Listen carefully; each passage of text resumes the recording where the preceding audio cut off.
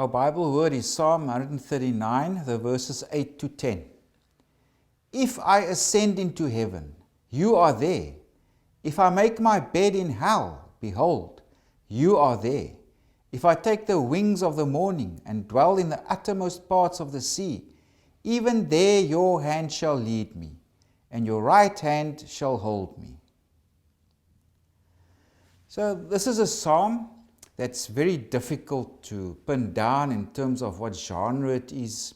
It can be said to be a hymn of thanksgiving or of praise or of prayer. Some say it's a wisdom psalm that has elements of complaint within it. So there's different things that goes on in the psalm.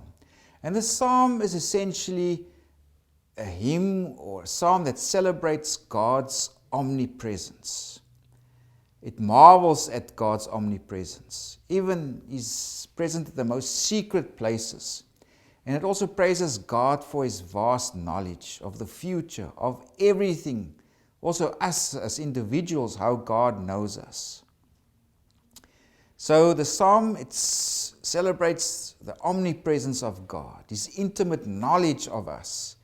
And of course, this also gives us comfort and it gives us hope, also when we face adversity and trial. And there are various main sections of the psalm. For example, there's verses 1 to 6, verses 7 to 12, and then verses 13 to 18, and also 19 to 24. If we look at the first section, that's God's examination of the psalmist.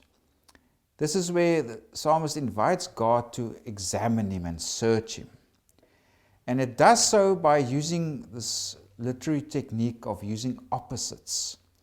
So if we look, it says, "O Lord, you have searched me and known me. You know my sitting down and my rising up. You understand my thought afar off. You comprehend my path and my laying down. You are acquainted with all my ways," etc. Verse 5, "You have hedged me behind and before."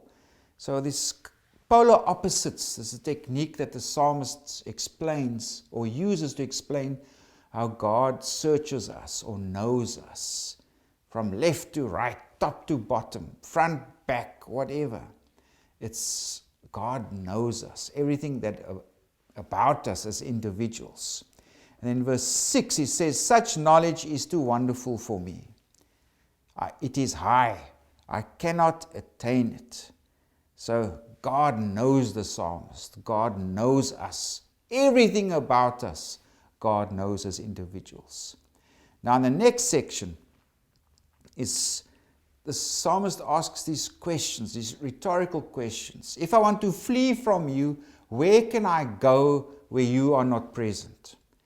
And then the psalmist eventually also says, I can't go anywhere to flee from you, because wherever I go, you are present. So God is not only omniscient in His knowledge, God also knows where I am. He's omnipresent. Wherever we go, God is present. So from verse 7, "Where can I go from your spirit? Or where can I flee from your presence?" This is a rhetorical question. Can I escape from your presence, God? Well, the answer is no. Now we come to our Bible verse. "If I ascend into heaven, you are there. If I make my bed in hell, behold, you are there." So it doesn't matter how high I go or how low I go, God is there. Of course, this translation here of hell is also misleading. The Hebrew is Sheol. It just refers to the realm of the dead. So if I go up into the sky, into the heaven, God, you are there.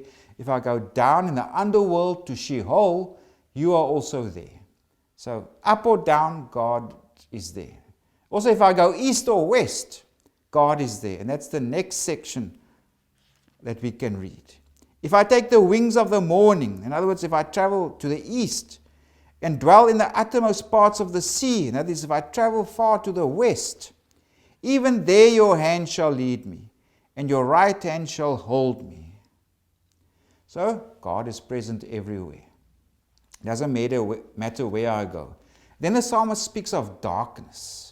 If I go to darkness, now it can also be symbolic for chaos, for disorder. And that's supposedly where God is not present. But the psalmist also says, even in darkness, even in chaos, God is present there. Because light and dark is the same for God. It doesn't matter where we want to flee, so to speak, from God. Even if we want to flee to chaos, God is present there, in the darkness also. Now from verses 13 to 18, the psalmist celebrates God's presence from the beginning of his life, from the beginning of our life, even when we're made or formed in secret in our mother's womb. For you formed my inward parts, you covered me in my mother's womb. I will praise you, etc. So God knows us even from the time we were conceived. And also God knows our life, our future, what will happen. If you read in verse 16, your eyes saw my substance, being yet unformed, and in your book they were all written, the days fashioned for me, when as yet there were none of them. So in other words, God even knows our future. Our whole life God knows. Now in the last section, there's a shift away from this hymn of praise to God, more to a complaint, to a plea for help. The psalmist finds himself in a time of difficulty. There are enemies, and now he also addresses God about them. Oh, that you would slay the wicked, O God. Depart from me, therefore, you bloodthirsty men. So he explains these people as bloodthirsty, as wicked. His life is in danger. And now he needs God's help from this danger in these difficult circumstances. And now the psalmist writes there, do I not hate them, O Lord, who hate you, etc. So it's about these enemies who oppose God. And he's also praying to God, well, slay them, because they are evil and wicked people. And then also he invites God now, search me again. Search me, God, and know my heart. Try me and know my anxieties, and see if there's any wicked way in me, and lead me in the way everlasting.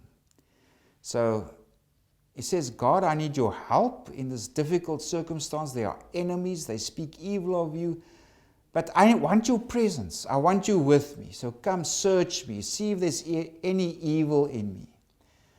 Because he wants God to be present. He wants to experience God's presence in his life. So this is a psalm that celebrates God's omniscience. God knows everything about me as an individual from the time I was born. Also God's omnipresence. Whether I go far up or down or east or west, wherever, I cannot flee away from God's presence. God is everywhere. So it's a celebration of God's majesty. He is God. This is the God whom we serve and worship. He's omniscient. He's omnipresent.